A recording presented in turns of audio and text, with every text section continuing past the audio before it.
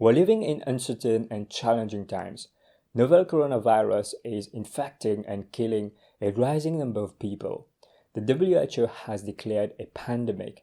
A pandemic is an epidemic that has spread across many countries around the world. Novel coronavirus has been officially named by WHO as Coronavirus Disease 2019, also known as COVID-19. The causative agent to COVID-19 has been identified as a virus called Severe Acute Respiratory Syndrome Coronavirus 2, which is short for SARS-CoV-2. We're seeing a deluge of information about coronavirus. Some people are talking about conspiracies, other people are using this crisis to create sensational news and scaremongering people. This is the first time our generation is facing a pandemic of this dimension, and understandably people are anxious. If you're new to this channel, hi, my name is Dr. Erwin Kwun. I'm a family doctor working in the UK. If you've been following me and subscribed to my channel, thank you for your support. In this video, we're going to talk about coronavirus. This video is being recorded on the 20th of March. As we're learning more about coronavirus, the facts will change and we'll have more information. This video is purely for information purpose only, and it's not intended for medical advice, diagnosis, or management of any diseases. Let's take a look at the origin of COVID-19. The first case of novel coronavirus was identified in December 2019 in the capital of Hubei province, Wuhan. Wuhan is the most populous city in central China with a population of over 11 million people. Severe Acute Respiratory Syndrome Coronavirus 2, also known as SARS-CoV-2, is a zoonotic type of virus. A zoonotic type of virus is originally from animal, so the virus has mutated and spill over, transferred to humans. This is the third zoonotic type of virus since SARS and MERS. According to a study released by the Lancet Medical Journal, data so far suggests the virus originally came from bats. To get a better understanding of zoonotic type of virus, let's take a look at SARS, Severe Acute Respiratory Syndrome, that was identified in 2002. SARS was identified in China. The reservoirs for the virus came from bat. We know that the virus mutated and spilled over to a civet, and then from a civet to a human being. In 2012, there was an outbreak of Middle East Respiratory Syndrome, MERS, in Saudi Arabia. Studies have shown that the reservoir for the virus was also originally from bat. We know that the virus has mutated and spill over to camel, and then mutated again and spill over and transferred to human beings. While we know that COVID-19 originally came from bats, we don't know which animal was a vector that caused a transmission to human beings. The mode of transmission is thought to be from person to person through respiratory droplets, carrying the infectious pathogens from an infected person who coughs, speaks, or sneezes. These droplets can land in the mouth or noses of people who are nearby or possibly be inhaled into the lungs. Another mode of transmission is from objects that become contaminated with infected pathogens. For example, an infected person touching the doorknob contaminates the surface. The infectious pathogen is passed to another person who touches the object. We don't know exactly how long coronavirus can survive on surfaces, but from extrapolated data, it is estimated that the virus can still be active within 2 days on a surface. So this is why it's important to wipe any object that could contaminate other people. While we know that there's shedding of the virus in fecal matters, we're not sure about the fecal-oral route as a driver of transmission. When we talk about infectivity of a virus, scientists use what we call the R node. This is a basic reproduction number. So the R node predicts the number of people who can catch a given bug from a single infected person. The R node of SARS-CoV-2 ranges between 1.4 to 2.5. So what does that mean? This means that if one person is infected, he can pass it to 2 people. To give you some context about this R node value, let's have a look at other viruses and look at the R node value. So measles is very infectious. The R node value is between 12 and 18. So if one infected person has a virus, then it can be passed to 18 other people. Smallpox is 3.5 to 6, polio is 5 to 7, HIV is 2 to 5, SARS is 2 to 5, COVID-19, as we said, is 1.4 to 2.5, influenza is 1.3, Ebola is 1.3 to 1.8, and MERS is 0.3 to 0.8. So if we compare COVID-19 to influenza, we can see that COVID-19 is more infectious than influenza. So if we look at the compounding effect of a virus reproducing by at least 2, then as the days go by, the multiplication compound, more and more people gets the virus, and it becomes an exponential rise. If the spread is not contained, this is how an epidemic turns into a pandemic and affect other countries such as South Korea, Japan, Singapore, Iran, UK, France, Germany, Switzerland, USA, Canada, and all over the world. Let's take a look at some of the major pandemics that have changed the course of the world. In terms of death toll, these numbers may not be completely accurate because during a pandemic you may not be able to diagnose and document all patients who have died from a specific disease. Number 1 on the list is the Black Death that was caused by the bubonic plague back in 1346 to 1353, where there was an outbreak of plague that ravaged Europe, Africa, and Asia, and killed an estimated number between 75 and 200 million people. It is thought that the virus has jumped from fleas living on the rats that frequently live aboard merchant ships, and this is how it was transmitted to so many countries. Number 2 is the Spanish flu, where we had an outbreak of influenza back in 1918. This pandemic affected a third of the world population. 500 million people were infected in the Spanish flu, and the estimated death toll was 50 million people.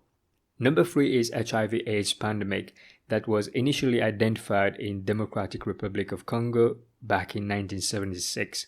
It turned into a global pandemic, killing more than 36 million people since 1981.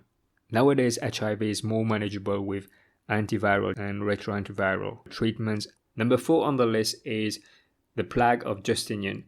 There was an outbreak of bubonic plague back in 541. It is thought that this pandemic killed 25 million people, which was half of the population of Europe at the time of this outbreak. Number 5 on the list is Antonine Plague, 165 AD. We don't really know what was the cause of this ancient pandemic that affected Asia, Minor Egypt, Greece, and Italy. The estimated death toll from this pandemic was 5 million. Number 6, the Asian flu, which was an outbreak of influenza A or the H2N2 subtype. The outbreak originated from China in 1956, with an estimated death toll of 2 million people. Number 7 on the list is 1968 flu pandemic. This is another pandemic that was caused by influenza A virus, and the first case was reported in 1968 in Hong Kong. It is estimated that the flu pandemic of 1968 killed more than 1 million people. These are major pandemics that the world has faced. We don't know yet how the COVID-19 is going to evolve. However, we're more prepared today to fight a pandemic with research and technology at our hand. Now let's talk about the incubation period. This is a time between somebody is infected and the onset of symptoms. We don't know specifically the incubation period. It is believed from extrapolated data that it is typically 5 days, ranging from 2 to 14 days, when somebody will experience symptoms after being infected. Typical signs and symptoms include fever, dry cough, fatigue, sputum production, shortness of breath, and sore throat. This is not an exhausted list. There are more symptoms and signs that people can experience with COVID-19. Some people may not experience any signs or symptoms at all. The most common symptom is fever. The severity of COVID-19 can be divided into 3 categories. First one being mild to moderate, second one being severe, and third one being critical. Most people fall into mild to moderate category, making the bulk of people who are infected. So that makes 80% of people who would have mild to moderate symptoms. Then 14% will have severe symptoms and may require hospital admission. 6% of infected people may be in a critical state. This is when they are having hypoxia, developing complications such as pneumonia, and may require admission to intensive care unit where they may need ventilation support. An important metric is the fatality rate. So the fatality rate of any virus can be calculated by the number of deaths over the number of cases identified times 100. The fatality rate of COVID-19 is currently at 4.1%. This number can potentially go down because the number of cases that have been identified may be larger than what is reported because we're not testing enough people. There are still many unknowns about COVID-19. Many of the data are preliminary. We're still in the data gathering process and learning about COVID-19 every day. What's interesting about the mortality is that the older somebody is, the higher the mortality. Most people who died in Italy with COVID-19 were above 60 years old. Most people had an underlying condition, so that could include diabetes, cardiovascular problem, and hypertension. Let's compare COVID-19 to other infectious diseases. Ebola was first identified in 1976. The number of cases is 33,577, and the number of deaths so far has been 13,562, with fatality rate of 40.4%. Nipah was identified in 1998, and the number of cases is 513, with a death toll of 398, with a high fatality rate of 77.6%. SARS was identified back in 2002 and affected 8,096 people, with a death toll of 774, with a fatality rate of 9.6%. MERS is another zoonotic virus that was first identified in 2012. The number of cases is 2,494, with a death toll of 858. The fatality rate is 34.4% and has affected 28 countries. COVID-19, identified recently in 2019, has number of cases of 246,275 at the moment of recording this, and the death toll so far has been 10,038, with a fatality rate of 4.1%, and this has affected 163 countries up to now.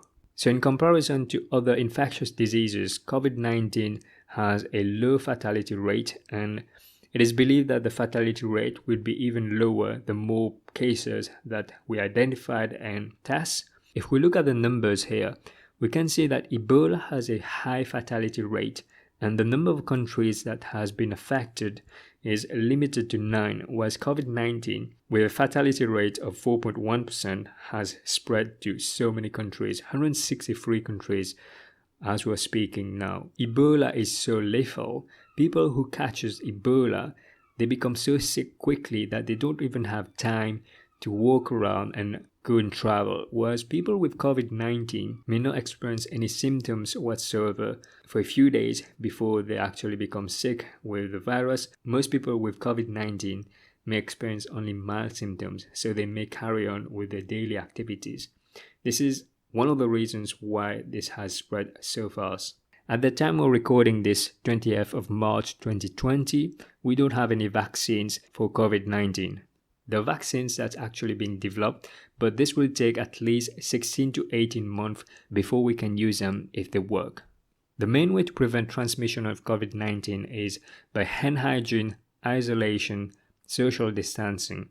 So this is why it's so important to make sure that you wash your hand for at least 20 seconds with hand sanitizers, and make sure that you stay at home if you don't have to leave your house.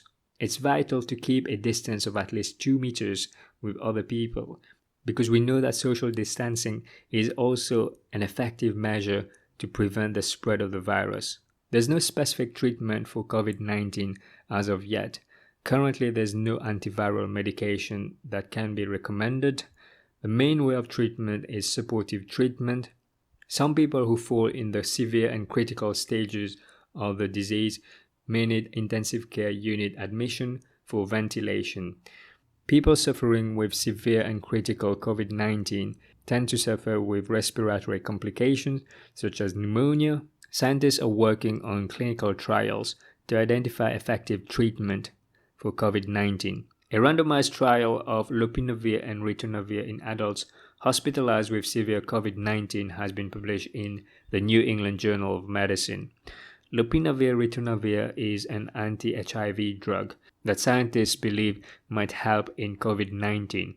The results from the trial has not shown clinically significant improvement in patients receiving lopinavir-ritonavir against the control arm. There are other trials going around the world. Potential treatments include remdesivir and chloroquine, but it's too early at this stage to be able to say whether these medications are effective against COVID-19 and their safety.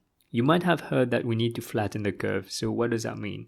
This illustration shows how the spread of the infection over a period of time. If we can flatten the curve, then we can decrease the peak so that we don't overwhelm the healthcare system to better manage the same volume of patients. So the area under the graph might be the same, however, it is spread over a longer period of time. So this is why there's measures to slow the progression of the transmission. It's important to stay alert and not be anxious, because when you're worrying, it's not productive. So the main thing is to stick to the basic and make sure you wash your hands, you isolate yourself, you don't leave the house if you can avoid it. Everybody can make a difference collectively.